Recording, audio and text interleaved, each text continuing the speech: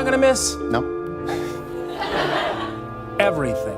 Every time, John, with you, it's just different. What makes a comedy giant quit when he's at the top of his game? It was not only shocking that Jon Stewart quit The Daily Show after 16 years, it felt like a huge earthquake. Fans thought the punchline wasn't funny, which made us all wonder, why now? Stewart's leaving was very sad because he created modern political humor. But what was it that made this comic artist decide to quit? Let's figure out what's going on. The rise of a comedy revolutionary. Jon Stewart not only ran The Daily Show, he changed what it was all about. Before he became famous in 1999, the show was just a silly take on the evening news.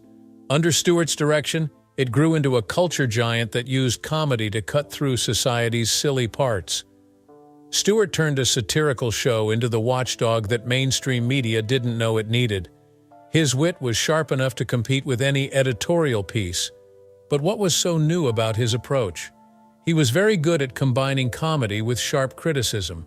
Stewart saw endless things to criticize in the 24-hour news cycle, turning hypocrisy, double standards, and political play into comedic gold. It wasn't just funny. It meant a lot. He didn't just make fun of the headlines. He broke them down, showing how weak and biased they were. You may remember the famous rally to restore sanity and/or fear. This parody skit wasn't like the others. Stewart and Stephen Colbert used a live show to criticize how divided the media is in the United States, mixing silly jokes with sincere calls for unity. Someone else could make you laugh and think about democracy at the same time. Still, Stewart's comedy wasn't always simple to understand. He was good at asking questions that made people think long after they stopped laughing. Stewart made it hard to look away when he talked about controversial issues like climate change or the greed of corporations. He didn't give them answers right away. Instead, he made them think critically. He would say something like, "What does it mean if our institutions are failing and comedy is left to fill the void?" The show's change wasn't a coincidence. It was personal. Stewart saw himself as more than just a comic. He saw himself as someone who stood up for truth in a world full of lies. He seemed to ask himself in each speech, if we don't laugh at the crazy, how will we live through it? He told people they could laugh, even when the news was terrible. Also, let's not forget the change he brought about in culture. He made The Daily Show a place where future comic stars like John Oliver, Samantha Bee, and Trevor Noah could get their start. Stewart's view that comedy could both entertain and educate was passed on to each of these successors. Stewart was smart not only in the jokes he told, but also in how and when he told them. People in the US were losing faith in traditional media at the time Stewart came along with his charming mix of sarcasm and truthfulness. He got people who didn't care about politics to care about them, and he got a generation to stay informed, not through fear, but through laughter. But as the praise came in, so did the stress. Stewart's funny stuff cost a lot. Even though he seemed calm on TV, he was carrying a heavy load behind the scenes. When you point out the flaws in everything you care about, how do you stay positive? How do you keep your hope up when the news keeps getting worse? Stewart often made jokes about how silly his job was. If your main source of news is a fake news show, we've got a bigger problem. Still, millions of people watched every night because they trusted him to tell them the truth in jokes. He took the duty very seriously, maybe even too seriously. There was still one question that didn't go away. What happens when satire feels like screaming into the void? This wasn't just an idea for Stewart. As his jokes got funnier, people started to attack him. Some people said he was too critical, too controversial, or too honest. Fans, on the other hand, watched because of how honest it was. Stewart changed more than just The Daily Show. He changed how we watch TV and movies. He showed that fun doesn't water down the truth. Instead, it makes it stronger. Many people liked his work, but not many understood how important he was as the voice of reason in a world that was becoming more and more crazy. So how much did that level of genius cost? And did it become clear that he was going to leave? As interesting as Stewart's rapid rise was, The story of why he quit is just as interesting. Cracks beneath the laughter. Funny things can be good for the crowd, but they can also be bad for the comedian. Behind Jon Stewart's quick wit and contagious laugh was a weight that many people never saw. Even when it's funny, satire requires a close to obsessed examination of the world's flaws. Because of the show's tight schedule, Stewart did this 5 nights a week for 16 years. Imagine having to look through a magnifying glass at the worst parts of society and still make people laugh. Stewart wasn't just making jokes, he was tearing apart the very structure of media and political hypocrisy. Every speech and every joke came from hours of reading sad news stories. But how much does it cost? Stewart often talked about how hard it was to balance humor with harsh facts behind the scenes. In an interview he joked, "It's like juggling grenades." But there was more to the joke than that. It wasn't just mental damage, it was also emotional damage. Stewart had to be constantly watched, reading the news and asking tough questions in order to stay sharp. Do I say enough? Am I being fair? And maybe the most important question of all, does it even matter? Back then, burnout wasn't a cool word, but Stewart was living it. He worked on scripts with a team that shared his commitment but couldn't carry his unique load. Late nights in the writer's room turned into early mornings. The world saw the savage comedian who could tear a leader apart in less than 30 seconds. Few people saw the man wonder if humor was becoming part of the system it was meant to criticize. Stewart's jokes were never just meant to make people laugh. It had to do with responsibility. But as the show's fame grew, so did the risks. Fans started to look to The Daily Show as their main source of news, which made Stewart uncomfortable. He thought to himself, half laughing, half winced, "If people trust us to tell them the truth, what does that say about real news?" Stewart wasn't the only one carrying the mental weight. His team helped, but as the star of the show, he had to carry the most of the weight. He knew that there would be backlash every time he spoke out against a controversial topic like racism, business greed, or political scandals. Some people said he was too biased, too cynical, or too strong for a comedian, but who was the toughest critic? Himself. Stewart has talked about having moments of self-doubt in open talks. It made him think if satire had bounds. Could it really lead to change? Or was it just fun that looked like activism? The fact that people were questioning his effect caused them to fight with each other. Then there was the cost to the person. Stewart often made jokes about missing family parties or important events, but the truth behind those jokes was sad. There wasn't much time for a work-life mix on the show because it was always busy. "When the crazy is your job, you can't disconnect from it," he said. Was it the fault of comedy? Or was the world just getting too crazy to make fun of? Stewart didn't know what to do, but things were beginning to fall apart. When people are under a lot of stress, even the smartest brains can get dull, and Stewart's reflection in the mirror was starting to look tired. So the question is, whether or not leaving The Daily Show was really the only way for Stewart to stay sane. Or was this the start of something more important? The announcement that stopped a generation. The day Jon Stewart announced his departure from The Daily Show was like an earthquake in the world of comedy. Fans tuned in expecting another night of sharp satire and hilarious commentary. Instead, they were blindsided. "I've been doing this for 16 years, Stewart said, his voice tinged with both pride and exhaustion. "And I'm just tired." The words hung in the air, sending shockwaves through the audience. Could it be true? The man who had guided us through political chaos, cultural upheavals, and countless scandals was stepping down. For many, it felt like the end of an era, not just for political satire, but for a kind of comedy that had become a cultural lifeline. The reactions were immediate and overwhelming. Fans flooded social media with tributes, disbelief, and yes, even tears. Colleagues who had worked alongside Stewart, like Stephen Colbert and Samantha Bee, shared heartfelt messages thanking him for shaping their careers. But perhaps the most striking response came from the political world itself. Love him or hate him, politicians couldn't deny Stewart's influence. One senator famously quipped, "We're finally safe." Why did this announcement feel so monumental? Because Stewart wasn't just a host, he was an institution. For a generation disillusioned by traditional media, he was the voice that made sense of the chaos. Losing him felt like losing a compass in the storm. And yet, Stewart's tone during the announcement wasn't one of regret, it was reflective. He acknowledged the joy the show had brought him, but hinted at something deeper. "It's not that I don't love it," he said, "but there's a part of me that's ready for something else." But what was this something else? Stewart remained vague, sparking a flurry of speculation. Was he leaving to pursue another creative venture? To spend more time with family?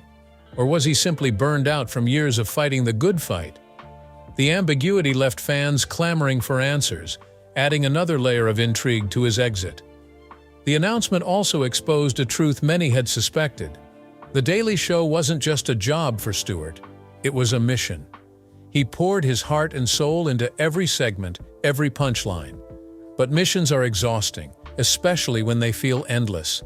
Stewart's departure wasn't just a loss for comedy. It was a moment of reckoning for political satire. Could The Daily Show survive without him? Would another voice rise to fill the void? And more importantly, could satire maintain its edge without its sharpest weapon? The timing of his exit added to the mystery. Just as political tensions were reaching a boiling point, Stewart chose to step away. Was it a strategic retreat, or was he passing the torch to a new generation? For viewers, the announcement wasn't just shocking, it was personal. Stewart had been a nightly fixture in their lives, a trusted guide through the absurdities of modern life. His absence left a hole that no amount of reruns could fill. But Stewart's departure also raised a tantalizing question. Was this truly the end, or was he planning something even greater, something that would redefine his legacy once again? As fans grappled with the news, one thing was clear. Jon Stewart wasn't just leaving a show. He was leaving behind an indelible mark on comedy, culture, and the way we see the world. What came next? Well, that was anyone's guess. But if there's one thing Stewart taught us, it's to expect the unexpected. A life beyond the spotlight. What will happen when the man who made us laugh so hard we cried stops being in front of the cameras? The answer shocked and encouraged Jon Stewart at the same time. Many famous people become less well-known after they stop being in the spotlight, but Stewart traded jokes for causes and jumped right into activism. And what he's done might even be more important than his comedic impact. Let us start with his fight for first responders on 9/11.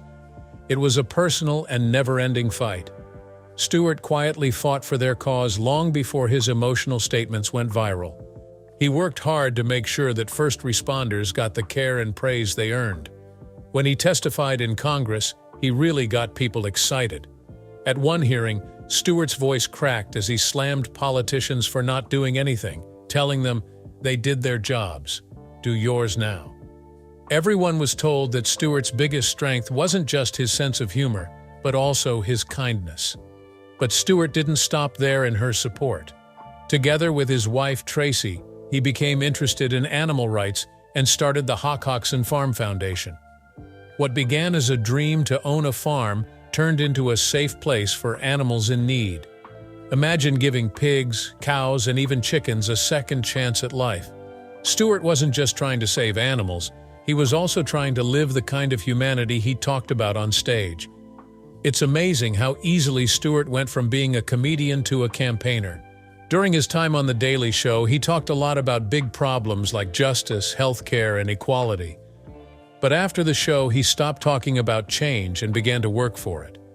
Stewart's answer to why he picked these causes was, because it's the right thing to do. It was really that simple. There were some hard parts in this new chapter. It's not exciting to be an advocate, and wins are often earned the hard way. Still, Stewart took part in the grind with the same passion he used in his satirical attacks. Stewart was happier when he was doing something than when he was being praised, whether he was working to change the law or cleaning the stalls on his farm. People have noticed his work. Stewart won the prestigious Mark Twain Prize for American Humor in 2022, but the award wasn't just for his comedic skill. The award showed how he could use humor to fight for justice, showing that the man who used to make us laugh now moves us to take action. Stewart, on the other hand, is still very humble about his accomplishments. That's what he said. "I'm not a hero. I'm just a guy who wants to help." Is that true, though? The number of people Stewart has helped, from a firefighter with cancer to a pig enjoying its first taste of freedom, makes his effect seem nothing short of heroic. This brings up an important question. Did Stewart feel more purposeful when he wasn't in front of the cameras than when he was? Based on his trip, it looks like the answer might be yes. What we see of the world Stewart is shaping shows that he has more surprises in store for us. The problem with Jon Stewart. Fans could not wait to see what Jon Stewart had in store for them when he came back to TV with The Problem with Jon Stewart on Apple TV+. Would it be like The Daily Show? Yet another look at fake news? They got something completely different, which might have been just what they needed. The Daily Show is fast-paced and has a joke every minute. The Problem, on the other hand, is slower and more thoughtful. Each episode gives a single problem the attention and depth it deserves, whether it's systemic racism, healthcare for veterans, or climate change. There are no longer any jokes meant to soften the blow. Instead, there are open conversations, interviews with experts, and times of real vulnerability. There's more to it than just a show. But why the change? At least for Stewart, it was about development. "I wanted to try something that felt less like shouting into the void," he said. After years of giving analysis every night, Stewart seemed ready to switch from comedy to serious topics. He showed a new side of himself, not just as an entertainer, but also as someone who thinks and listens. As different as the ideas in The Problem are the responses to it. Some fans praise the show's deep thinking and call it a model for deep conversation. Some people miss the quick-witted humor that Stewart's earlier work was known for. But maybe that's the point. Stewart isn't trying to repeat his past success. Instead, he's making a new path that fits who he is now. Take, for example, the show he did on healthcare for veterans. Stewart didn't just talk about the problem. He also asked veterans who were touched to share their stories, giving a voice to those who don't usually get heard. The end result was a strong, bare look at a broken system, along with a call to action that went beyond the screen. Still, there are some problems with The Problem. It's not easy to deal with complicated problems in a world full of opinions. Stewart has been criticized for the show's slower pace and lack of humor, but that doesn't bother him. An interview with him not long ago said, "If it makes people uncomfortable, then maybe we're doing something right." The structure of the show also shows how Stewart has changed as a person. His voice isn't as important to him as it used to be. He doesn't try to control the topic. Instead, he uses his platform to raise it. This shows that real leadership isn't about dominating it. What do you think? Is The Problem proof that Jon Stewart has found the balance he's been looking for years? Maybe. That shows how well he can change with the times and stay current in a world that is always shifting. One thing is clear as we watch this new chapter play out.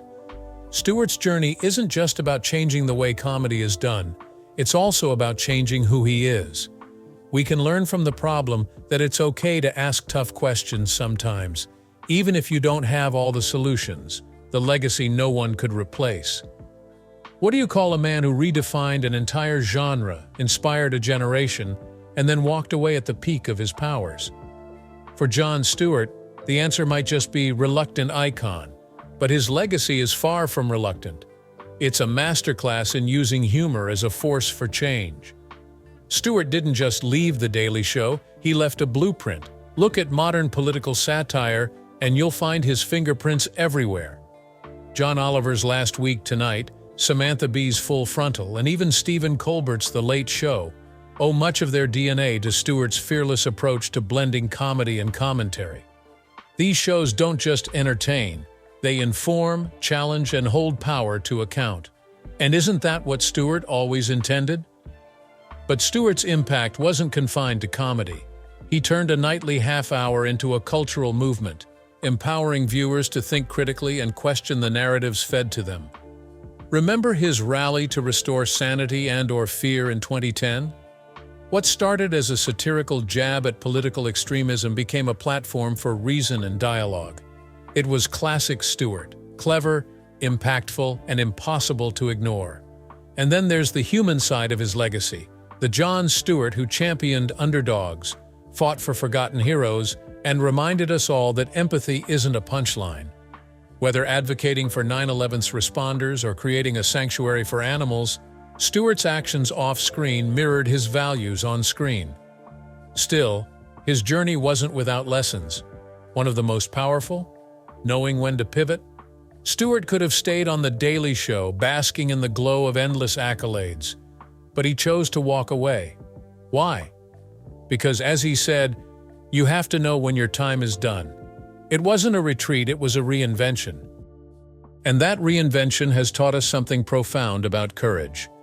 Stewart didn't cling to the past or chase relevance. Instead, he embraced change, proving that success isn't about staying on top. It's about staying true to your purpose. But here's the real question. What does Jon Stewart's journey teach us about our own lives? Perhaps it's this. Legacy isn't just what you leave behind. It's what you inspire in others. And Stewart has inspired millions, from comedians to activists to everyday viewers who dare to think differently. As we look at the comedy landscape today, it's clear that Stewart's influence is alive and well. But maybe the greatest tribute to his legacy isn't the shows he inspired or the laughter he sparked. Maybe it's the way he's shown us that sometimes the boldest punchline is knowing when to leave the stage. Jon Stewart's journey from satire king to advocate and innovator reminds us that true courage lies in embracing change. What did his impact mean to you? Drop your thoughts in the comments. If you've loved this deep dive, give us a thumbs up and subscribe for more compelling stories like this. Hit that bell icon to stay updated. After all, Jon Stewart's story teaches us one thing: it's never too late to rewrite your own script.